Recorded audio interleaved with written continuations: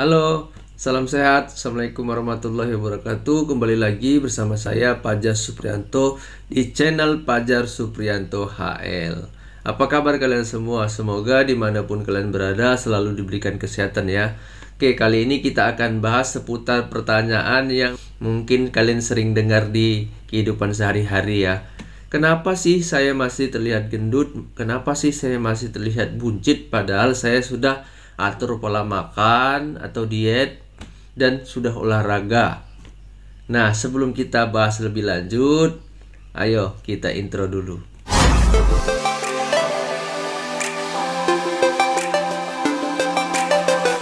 Dilansir dari AKG, Kementerian Kesehatan RI, pada rentang usia 19-64 tahun, tinggi rata-rata pria Indonesia itu adalah 168 cm dengan berat badan ideal 60-62 kg.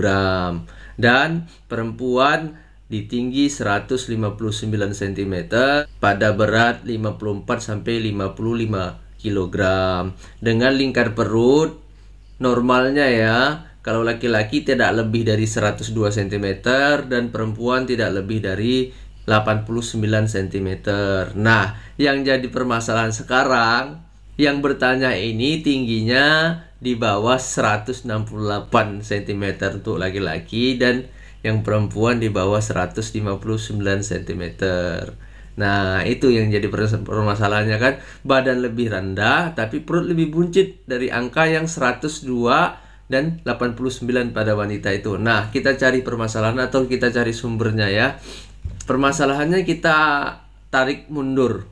Penyebab gendut atau gemuk buncit itu apa sih? Nah, saya sudah mengumpulkan dari beberapa referensi, akhirnya dapat 5 di antaranya penyebab kenapa orang gendut dan buncit. Pertama, atau poin 1 adalah pola diet yang salah. Ayo kita pelajari lagi, diet yang kita lakukan sudah betul atau tidak. Jangan-jangan kita diet tapi konsumsi karbonya masih tinggi. Ketika konsumsi karbonya masih tinggi, otomatis pada akhirnya akan jadi lemak juga. Kedua, olahraga. Kayak mana? Olahraga itu sangat berhubungan berat dengan aktivitas fisik juga. Kerjaan kita, kalau seandainya misalnya kerjaan kita di kantoran, otomatis kerjaan kita lebih banyak duduk dibanding bergerak.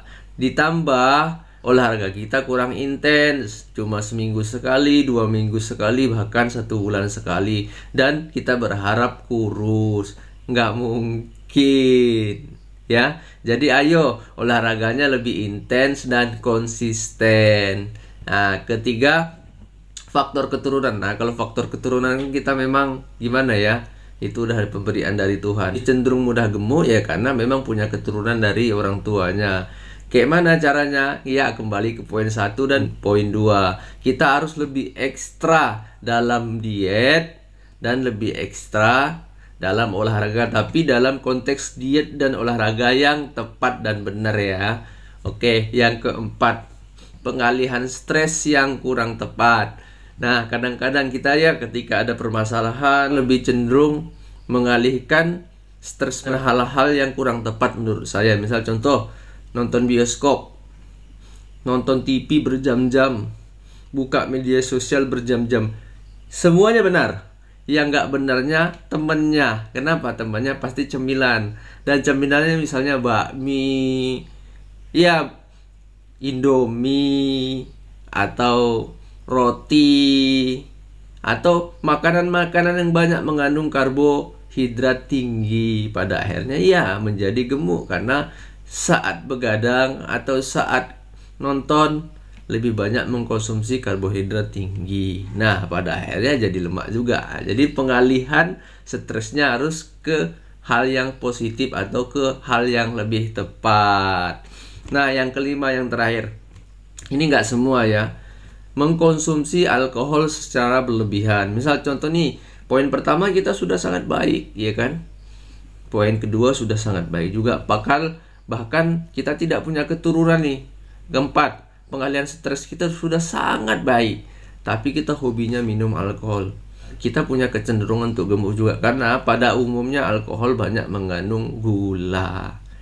Nah, itu ya. Nah, jadi kita kembali ke sumber tadi ya. Kemungkinan jika ada pertanyaan, kenapa saya tidak kurus dan buncit saya tidak hilang? Itu mungkin karena 5 poin tadi tidak maksimal. Oke lah, poin 5 mungkin enggak. Nah, yang 4 ini diantaranya ini mungkin kurang maksimal. Saya yakin jika yang 4 ini maksimal, gendut dan buncit itu akan teratasi. Nah, kita juga untuk bagian yang poin 2 ada beberapa posisi olahraga yang tepat yang harus dilakukan. Di antaranya adalah side plank. Nah, nanti seperti itu ya. Yang kedua, komando plank. Yang ketiga, downward facing dog ya, flutter kick, cross crunch. Nah, yang terakhir sit up parsial. Nah, itu posisi-posisi yang paling tepat saat kita pengen mengecilkan perut, tapi pastinya diimbangi dengan 4 poin yang lain ya. Karena saya pernah baca di beberapa referensi bahwa badan ideal itu 70% dari pola makan dan 30% dari olahraga, sisanya mengikuti.